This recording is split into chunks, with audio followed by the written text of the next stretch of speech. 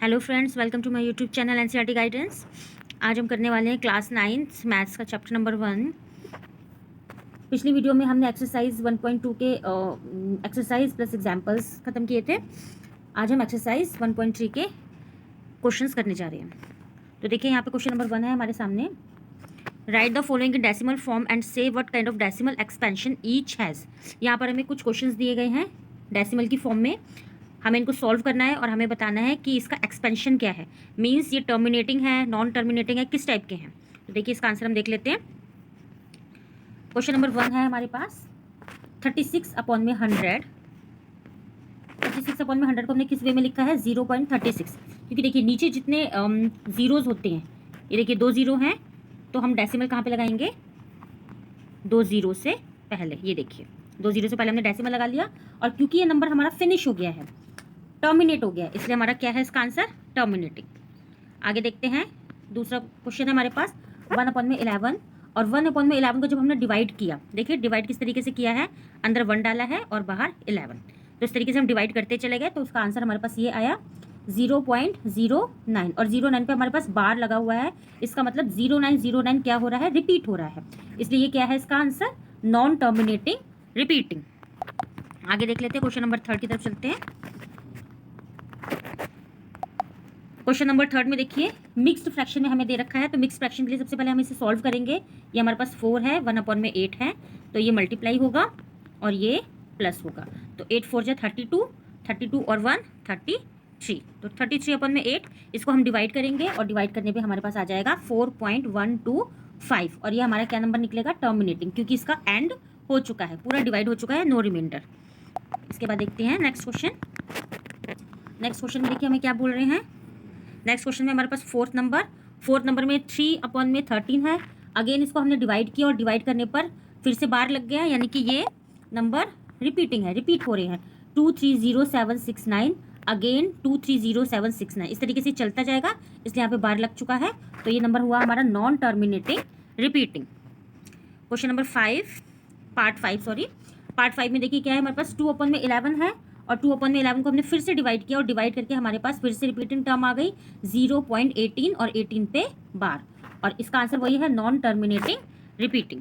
Question number 6 में देखिए 3/29 है और इसको डिवाइड करना है हमें 400 से। इसको डिवाइड करेंगे तो हमारे पास आएगा 0.8225। और क्योंकि इसका एंड हो गया है, इसलिए ये हो गया हमारा टर्मिनेटिंग।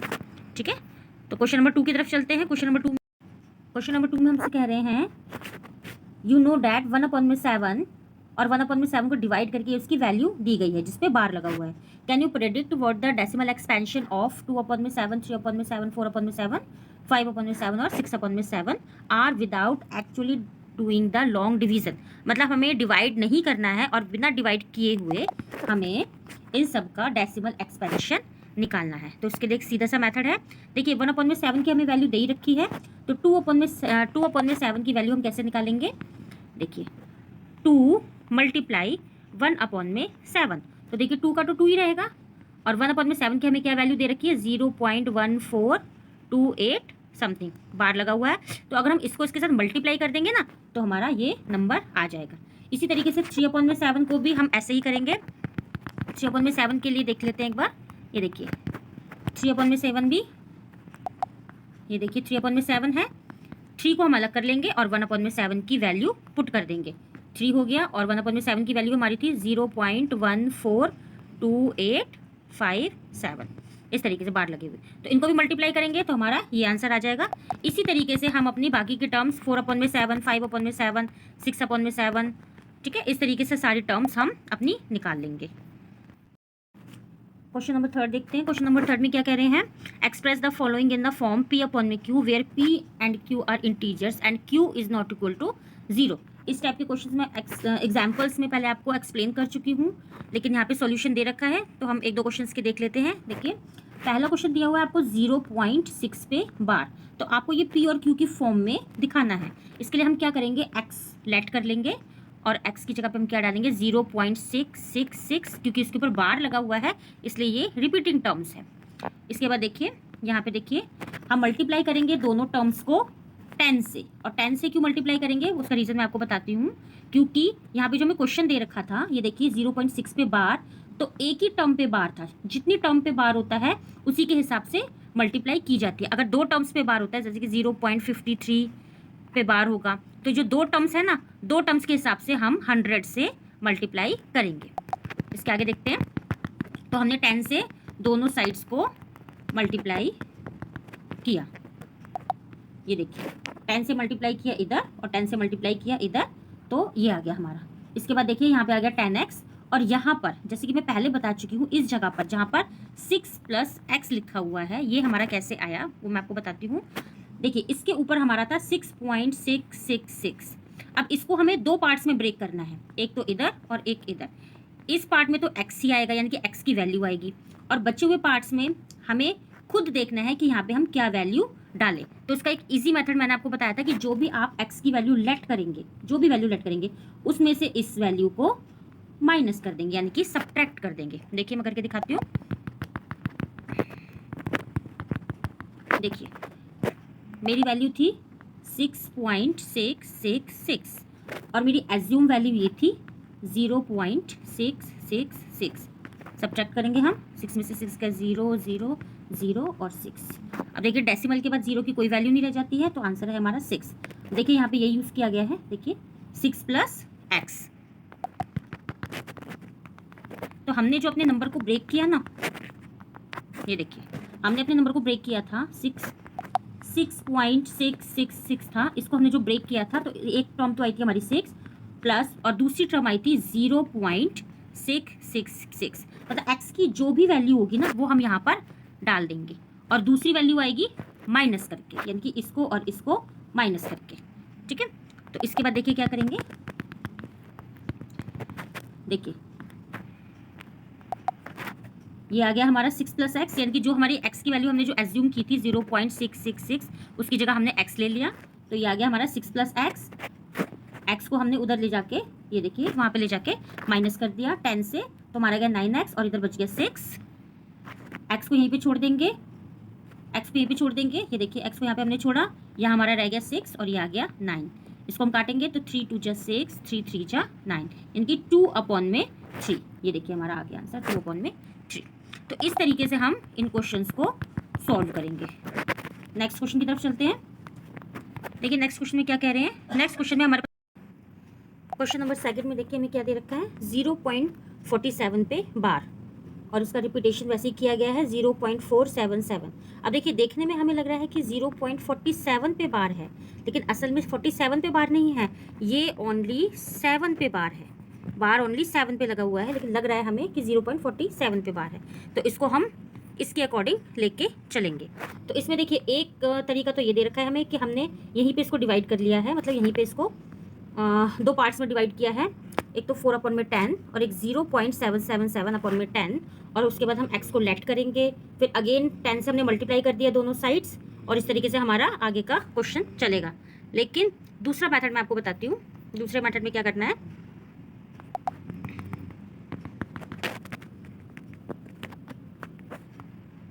दूसरा मेथड देखिए, इस मेथड में हम क्या करेंगे कि जैसे कि मैंने आपको ऊपर समझाया था उसी तरीके से करना है।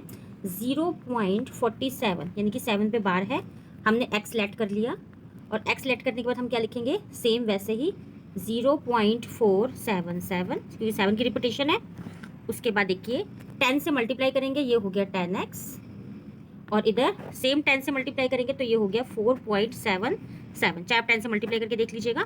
इसके बाद जैसे कि मैंने आपको बताया था, इसको हम डिवाइड करते हैं, जिसमें से एक तो हमारी x की वैल्यू होगी और एक हमें एज्यूम करनी होगी कि हम यहाँ पे क्या वैल्यू लें। और उस वैल्यू को लेने के लिए मैंने आपको समझाया था कि जो आपकी ये वैल्यू होगी, ये x वाली जो वैल्यू होगी, जो भी हमने x की टर्म को एज्यूम किया था, ये देखिए इससे हम इसको क्या कर देंगे, सब्ट्रैक्ट कर देंगे। तो देखिए 4.77 को हम सब्ट्रैक्ट कर देंगे 0.47 से, तो क्या आ गया इसका आंसर, 7 में से 7 गया 0, 7 में से 4 गया 3, 4 पॉइंट, तो बेसिकली हमारा आ गया 4.3। तो ये लिख लेते हैं यहाँ पे। तो देखिए एक आ गया हमारा 4.3 और एक आ गई हमारी x की वैल्यू। तो x की वैल्यू हमने क्या एज्यूम की थी यहाँ पे, ये देखिए x की वैल्यू ये हमने एज्यूम की थी, यही लिखेंगे 0.477। इसके बाद क्या करेंगे हम, ये देखिए 4.3 तो ऐसे ही रहेगा, और इसकी जगह x ले लेंगे हम, और साथ में हमारा क्या चल रहा है, 10x चल रहा है, 10x चल रहा है साथ में। अब देखिए सेम x उधर जाके क्या हो जाएगा, माइनस हो जाएगा, तो ये हो गया हमारा 9x is equal to 4/3। x को हम यहीं छोड़ देंगे, ये हो गया 4/3 अपॉन में 9, और ये डेसिमल हटाएंगे तो नीचे आ जाएगा 0। तो आंसर हमारा आ गया 43/90। ये देखिए ये आंसर आ रखा है। तो देख रहे हैं किस तरीके से ये एक डिफरेंट मेथड से, दो मेथड्स मैंने आपको यहाँ पे दिखा दिए हैं। बाद हमने x की वैल्यू देखिए इस तरीके से मान के किया है, यहाँ पे देख लीजिए। और एक दूसरा मेथड जो मैं ऊपर से आपको समझाती हुई आ रही हूँ, उसमें सेम वैसी किया है, सिर्फ x की वैल्यू लेट की है, अगेन 10x, और ये वाली हमारी वैल्यू आ गई, मल्टीप्लाई किया हमने 10 से। उसके बाद यहाँ पे दो पार्ट्स में डिवाइड किया, जिसमें से एक हमने सब्ट्रैक्ट करके निकाल ली अपनी, और एक x की वैल्यू को रखा। x करना पड़ेगा किसी भी वैल्यूज़ में। इसके बाद नेक्स्ट क्वेश्चन देख लेते हैं, थर्ड पार्ट है इसका। देखिए थर्ड पार्ट में भी सेम वैसे ही उसी मेथड से मैं आपको बताती हूँ। देखिए बार कितने पे लगा है, 0.001, यानी कि 3 पे बार लगा है, तो मल्टीप्लाई कितने से होगी, 1000x से।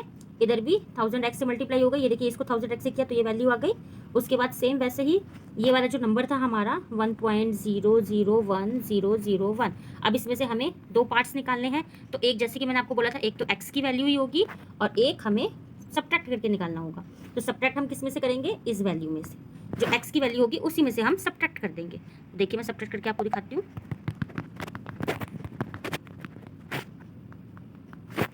ये देखिए नंबर है हमारा 1.001001, और x की वैल्यू मेरी 0.001001। देखिए 1 में से 1 गया 0, 0, 0, 0, 0, 0, 1। तो बेसिकली हमारे पास क्या है, 1 आया आंसर। तो जो हमने दो पार्ट्स में डिवाइड किया था अपने इसी नंबर को, उसको हम लिख लेते हैं। एक आया हमारा 1 और एक आया हमारा प्लस में x। इसके बाद सेम वही x उधर जाके क्या हो जाएगा, सब्ट्रैक्ट हो जाएगा, ये आएगा 999, 1 का 1 बच्चा, x को उधर ही छोड़ देंगे, ये हो जाएगा 1 अपॉन में 999। तो इस तरीके से क्वेश्चन नंबर थर्ड हमारा पूरा सॉल्व हो चुका है। क्वेश्चन नंबर फोर्थ की तरफ चलते हैं। क्वेश्चन नंबर फोर्थ में क्या कह रहे हैं, express 0.99999 times in the form p upon में q। Are you surprised by your answer with the question number 5 में हमसे कह रहे हैं, what can the maximum number of digits be in the repeating block of digits in the decimal expansion of 1 upon में 17, perform the division to check your answers. देखिए हमसे blocks of digits पूछे जा रहे हैं। इसका मतलब ये है, जब हम 1 अपॉन में 17 को जब हम डिवाइड करेंगे, ये देखिए डिवाइड करेंगे तो एक डेसिमल एक्सपेंशन होगा, और जो डेसिमल एक्सपेंशन होगा यानी कि इसका जो आंसर होगा ना, वो कब रिपीट होना स्टार्ट होगा, उतने हमें ब्लॉक्स बताने हैं। तो देखिए जब हमने 1 अपॉन में 17 को यहाँ पे डिवाइड किया तो देखिए ये नंबर आ गए हमारे पास। अब देखिए ये कितने हैं, 1 2 3 4 5 6 7 8 9 10 11 12 13 14 15 16, यानी कि 16 नंबर्स हैं। इसके बाद जब हम आगे डिवाइड करेंगे तो सेम यही नंबर रिपीट होंगे, यानी कि 16 नंबर के बाद दोबारा यही नंबर रिपीट होंगे, इसलिए इसके ऊपर क्या लगा दिया है, बार लगा दिया। तो इसका जो ब्लॉक डिजिट पूछा है ना, वो ब्लॉक डिजिट इसका डेसिमल एक्सपेंशन का क्या होगा, 16 डिजिट्स, यही इसका आंसर। नेक्स्ट क्वेश्चन की तरफ चलते हैं। नेक्स्ट क्वेश्चन में हमसे क्या पूछा जा रहा है, question number 6, look at several examples of rational number in the form p upon में q, q is not equal to 0। मतलब हमें अलग अलग बहुत सारे एग्जाम्पल्स लेने हैं जो p अपॉन में q की फॉर्म में तो हों, लेकिन q 0 के बराबर नहीं होना चाहिए। Where p and q are integers with no common factors other than 1, यानी कि जो भी हम नंबर्स लेंगे, जो भी इंटीजर्स हम लेंगे, उसका जो कॉमन फैक्टर है ना, वो ओनली 1 ही होना चाहिए। 1 तो सभी का ही होता है, 1 होना चाहिए, यानी कि हमें ऑड नंबर्स यूज़ करने हैं। आगे देखिए, एंड हैविंग टर्मिनेटिंग डेसिमल, उनका जो भी आंसर आए, यानी कि जो भी डिवाइड करके आंसर आए, वो टर्मिनेटिंग में होना चाहिए, मतलब उसका एंड हो जाना चाहिए। Representation expression, can you gas what property Q must satisfies, मतलब Q को कौन सी प्रॉपर्टी सेटिस्फाई कर रही है, तो उसके बारे में हम बताएंगे। पहले इसके कुछ एग्जांपल्स देख लेते हैं। तो देखिए हमने यहाँ पे अपनी मर्जी से रैंडम एग्जांपल्स लिए। तो देखिए 9 अपॉन में 4, जब इसको हम डिवाइड करेंगे 2 अपॉन में 25 इसका आंसर आ गया, और ये एक टर्मिनेटिंग है क्योंकि इसका एंड हो रहा है। 11 अपॉन में 8 लिया हमने, अपनी मर्जी से कोई भी एग्जाम्पल ले सकते हैं। उसका देखिए 1.375 इसका आंसर आ गया, ये भी एक टर्मिनेटिंग है। इसके बाद देखिए 27 अपॉन में 5 हमने लिया, इसका भी आंसर आया 5 अपॉन में 4, यानी कि ये भी एक टर्मिनेटिंग है। तो देखिए ये जितने भी हमने एग्जाम्पल्स लिए हैं, ऐसा इसमें क्या है जो क्यू की प्रॉपर्टी को सेटिस्फाई कर रहा है। तो इसमें क्या है, देखिए इसमें आपने देखा होगा 2 और 5 के मोस्टली फैक्टर्स यूज हुए हैं। तो जहाँ पे भी डिनोमिनेटर में यानी कि क्यू की जगह पर 2 और 5 के फैक्टर्स यूज होंगे या दोनों के कंबाइंड फैक्टर्स यूज होंगे तो हमेशा आंसर टर्मिनेटिंग में ही आएगा। तो ये देखिए 4 का क्या होता है, 2 इंटू 2, 22 होता है। 8 का भी देखिए, 8 वाले में भी ये देखिए, दिखाती हूँ मैं आपको, ये देखिए 8 के फैक्टर्स अगर हम करते हैं तो इसमें भी देखिए 2 मल्टीप्लाई 2 मल्टीप्लाई 2 हो गए, 2 के फैक्टर्स आ गए। 5 में देखते हैं तो 5 में तो सिंगल 5 का ही फैक्टर है, तो यानी कि हर जगह 2 और 5 के फैक्टर्स यूज हो रहे हैं। तो जहाँ पे भी 2 और 5 के फैक्टर्स होंगे वहाँ का जो आंसर होगा वो टर्मिनेटिंग होगा और डिनोमिनेटर में होना चाहिए 2 और 5 के फैक्टर्स। आगे देखते हैं क्वेश्चन नंबर 7। क्वेश्चन नंबर 7 में हमसे क्या बोल रहे हैं, write 3 numbers whose decimal expansion are non terminated and non recurring. हमें कोई भी ऐसे 3 एग्जाम्पल्स लेने हैं जिसका जो आंसर निकले ना वो नॉन टर्मिनेटिंग भी हो, मतलब चलता जाए, बार लगा हो, और नॉन रेकरिंग भी हो। रेकरिंग का मतलब होता है रिपीट होना और नॉन रेकरिंग का मतलब है रिपीट नहीं होना। तो देखिए यहाँ पे 3 हमने अपनी मर्जी से एग्जाम्पल्स लिए हैं। ये देखिए लगातार चलते जा रहे हैं, नॉन टर्मिनेटिंग है, और देखिए नॉन रेकरिंग है। कैसे, देखिए 5 0 5 0 0 5 0 0 0 5 0 0 0 0 0, इस तरीके से हर बार नंबर्स चेंज हो रहे हैं, तो ये क्या है, नॉन रेकरिंग। इसी तरीके से दूसरा भी एग्जाम्पल हमने लिया है 0.7207 200 72 000 72 0000। इस तरीके से ये सब तीनों एग्जाम्पल्स हमने नॉन टर्मिनेटिंग और नॉन रेकरिंग के दिए हैं। नेक्स्ट क्वेश्चन की तरफ मूव करते हैं, क्वेश्चन नंबर 8। क्वेश्चन नंबर 8 में देखिए क्या कह रहे हैं, find 3 different irrational number between the rational number 5/7 and 9/11। इसके लिए हमें क्या करना है, 5/7 को सबसे पहले हम डिवाइड करेंगे, डिवाइड करके इसका एक डेसिमल एक्सपेंशन निकाल लेंगे। इसी तरीके से 9/11 को डिवाइड करेंगे, उसका एक डेसिमल एक्सपेंशन निकाल लेंगे। और ये जो डेसिमल एक्सपेंशन आएगा ना, इसके बीच के हम कोई भी नंबर्स फिल कर सकते हैं। तो देखिए 0.71 है, देखिए यहाँ पे 0.73, आगे जो मर्जी नंबर आप फिल कर दीजिए। आगे लिख सकते हैं 0.74 लिख दिए, जो मर्जी नंबर आप करते चलिए, सारा नॉन टर्मिनेटिंग में जाएगा। तो इस तरीके से जितने भी हम एग्जाम्पल इन दोनों नंबरों के बीच में फिल करेंगे वो सारे क्या होंगे, इररेशनल होंगे। इसके बाद हमारा नेक्स्ट क्वेश्चन है क्वेश्चन नंबर 9। क्वेश्चन नंबर 9 में देखिए क्या कह रहे हैं, classify the following numbers as rational और इरेशनल। हमें ऐसे ये जो नंबर्स दिए गए हैं यहाँ पे 1 2 3, हमें बताना है कि रैशनल है कि इरेशनल है। तो इसलिए हम इसको सॉल्व करके चेक करेंगे। तो ये देखिए पहला क्वेश्चन हमारे सामने आ गया, √23। अब देखिए इस तरीके से जो ऑड नंबर्स होते हैं ना और जो रूट में होते हैं उनके हमेशा नॉन टर्मिनेटिंग ही आंसर्स जाते हैं। तो ये तो पहली बात है कि नॉन टर्मिनेट और नॉन रेकरिंग है, लेकिन क्योंकि ये रूट में है और आपको कोई भी रूट निकालने के लिए आ सकता है, तो मैं आपको रूट को सॉल्व करना सिखाती हूँ। देखिए रूट को हम कैसे सॉल्व करेंगे, कोई भी आपके पास रूट आ जाए, √2 आ जाए, √2 की वैल्यू आपसे पूछ लें, √5 की वैल्यू आपसे पूछ लें, तो इन सब की वैल्यूज़ को निकालना आपको आना चाहिए। तो देखिए मैं आपको बताती हूँ, ये देखिए हम लॉन्ग डिवीजन के मेथड से करते हैं। देखिए √23 की वैल्यू हमसे पूछी गई है, तो हमने यहाँ पे √23 लिख लिया, और इसके आगे हमने 0 0 लिए हैं। क्यों 0 0 लिए, क्योंकि ये जो जितने भी आगे की टर्म्स ली जाती है ये सारी पेयरिंग में ली जाती है, तो 0 0 0 0 हम ऐसे पेयरिंग्स में नंबर यूज़ करेंगे। इसके बाद देखिए क्या बोल रहे हैं, अब देखिए यहाँ पे जो हम नंबर लिखेंगे और यहाँ पर जो नंबर लिखेंगे, इन दोनों की मल्टीप्लाई करके इस नंबर के मतलब इससे कम वैल्यू आनी चाहिए। तो देखिए अगर मैं यहाँ पे 4 लेती हूँ तो यहाँ पे भी 4 लूँगी, तो देखिए 4 4 जा 16, तो मैं इधर क्या ले लूँगी, 16 ले लूँगी। एक मिनट, यहाँ पे मैं क्या लूँगी, 16। अब सेम मैं इसको सब्ट्रैक्ट करूँगी, तो सब्ट्रैक्ट करने पर देखिए 13 में से 6 गए 7, और 1 में से बन गया कुछ भी नहीं। अब देखिए मैं यहाँ पे पेयरिंग में नंबर उतारूँगी, यानी कि 2 0 उतारूँगी।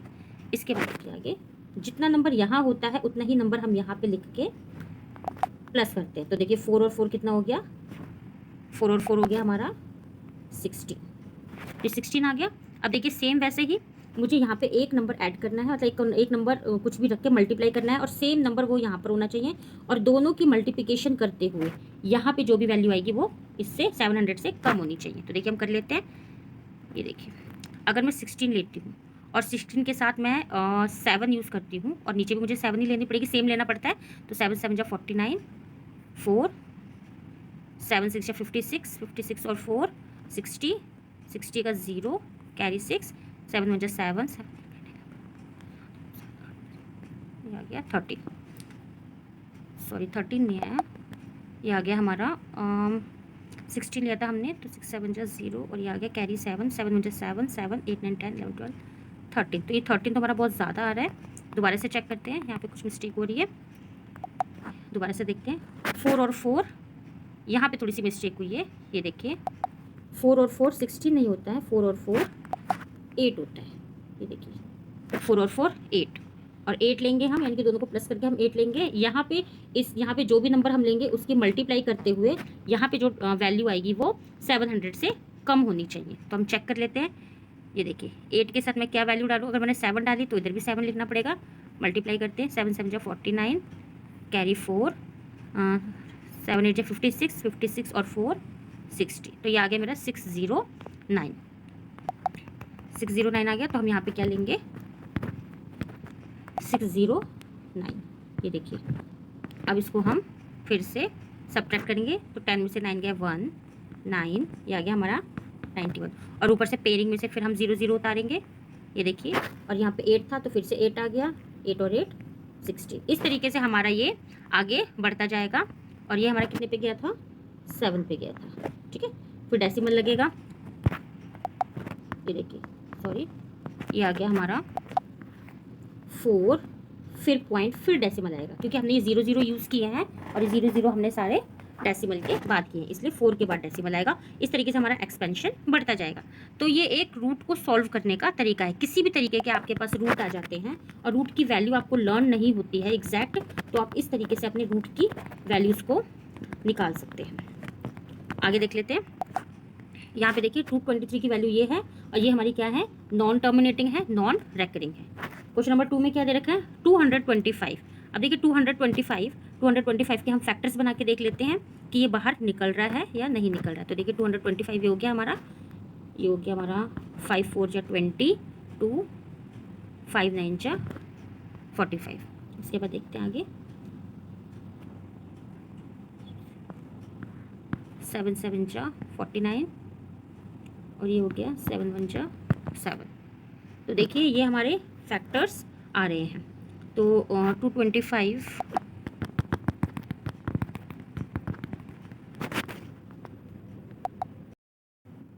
सेकंड पार्ट की तरफ चलते हैं। सेकंड पार्ट में देखिए रूट 225 का हमें फैक्टर्स निकालने हैं और देखना है कि वो रूट से बाहर आ पाते हैं कि नहीं। तो ये हमने 225 के फैक्टर्स कर लिए। ये देखिए 5 4 जा 20 और 2 5 5 जा 25।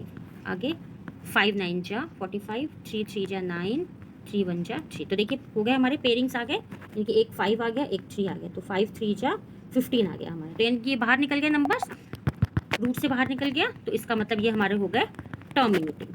ये नंबर हो गया हमारा टर्मिनेटिंग, और P अपॉन में क्योंकि फॉर्म में भी, क्योंकि नीचे हम क्या मानते हैं, 1 मानते हैं। नेक्स्ट क्वेश्चन की तरफ मूव करते हैं। थर्ड पार्ट में देखिए 0.3796 है, और ये एक टर्मिनेटिंग है, क्योंकि हमें दिखाई दे रहा है कि ये जो नंबर है आगे टर्मिनेटिंग हो चुका है, स्टॉप हो चुका है नंबर, यानी कि एक टर्मिनेटिंग और रैशनल नंबर है। क्वेश्चन नंबर 4 में 7.478478, यानी कि 478 और 478 रिपीटिंग टर्म्स है। देखिए बार लगा हुआ है, नॉन टर्मिनेटिंग है, रिपीट हो रहा है, तो ये हमारा हो गया नॉन टर्मिनेटिंग और रिपीटिंग या रैकरिंग, एक ही बात है, वो हो गया। 5 की तरफ चलते हैं। क्वेश्चन नंबर 5 में देखिए क्या बोल रहे हैं, 1.10 100 1000 100000। तो इस तरीके से ये नॉन टर्मिनेटिंग है, लेकिन रैकरिंग नहीं है, क्योंकि ये हर बार इसकी डिजिट्स चेंज हो रही है, इसलिए ये नॉन टर्मिनेटिंग और नॉन रिपीटिंग या नॉन रैकरिंग है। तो इस तरीके से हम देख रहे हैं कि यहाँ पे हमारे सारे क्वेश्चन सॉल्व हो चुके हैं। तो 1.3 हमारी एक्सरसाइज कंप्लीट हो चुकी है मैथ्स की। नेक्स्ट वीडियो में हम 1.4 के एग्जाम्पल्स और एक्सरसाइज अटैम्प्ट करेंगे। अगर आपको ये वीडियो अच्छी लगी हो तो प्लीज़ सब्सक्राइब, लाइक और कमेंट करना ना भूलें। Thank you very much.